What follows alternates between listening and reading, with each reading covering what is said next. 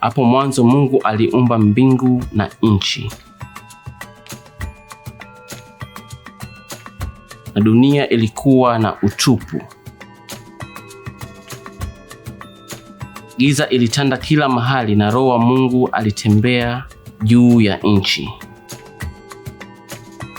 Mungu akasema, na iwe nuru, na nuru ikakuwa. Mungu akaona nuru na ikakuwa ni njema. Tena Mungu akatenganisha nuru na giza.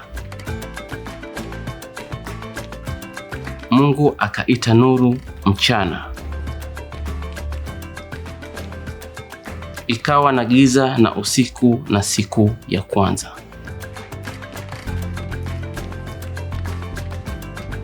Kwa siku 6 Mungu alitenganisha nchi na maji. Mungu akaumba nuru na giza. Mungu akaumba jua na mwezi na nyota na miti yote. Akaumba wanyama pamoja na samaki baharini. Akaumba ndege wa angani. Mungu akaumba wanyama wanaotembea. Akaumba wanyama wanaotambaa mchangani na kwenye ardhi. Tena Mungu akaona kila kitu ni njema.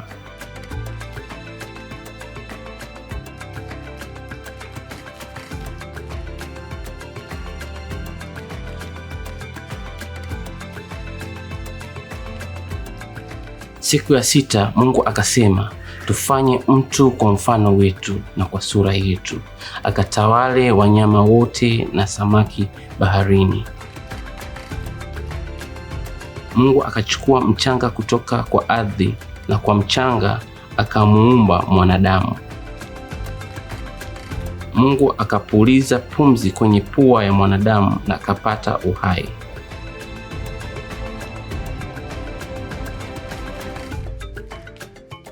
Bwana Mungu akatengeneza bustani nzuri iitwayo Edeni, ikiwa na miti mizuri na matunda mazuri ya kupendeza. Na katikati ya Edeni Mungu aliweka mti wenye tunda la mema na mabaya. Mungu akamweka mwanadamu kwenye Edeni ili achunge Edeni. Bwana Mungu akamwambia huyo mtu akisema, matunda ya kila mti kwa bustani waweza kula, lakini matunda ya mti wa ujuzi wa mema na mabaya usile, kwa maana siku utakapokula utakufa kwa hakika. Bwana Mungu akasema, si vyema mtu kuwa peke yake, kwa hivyo atamtafutia msaidizi wa kufanana naye. Bwana Mungu akamletea Adamu usingizi mzito, kisha akatwaa ubavu wake mmoja. Na ule ubavu uliotwaliwa kutoka kwa Adamu, Bwana Mungu akaufanya mwanamke na akamleta kwa Adamu.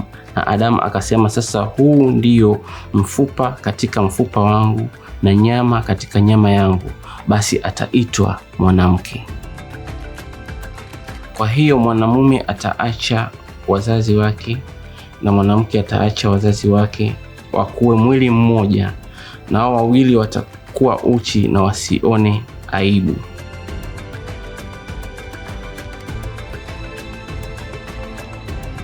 Na siku ya 6 Bwana Mungu aliumba kila kitu na akaona kila kitu inapendeza. Siku ya 7 Bwana Mungu akapumzika na akaibariki siku ya 7 na akasema ni siku takatifu.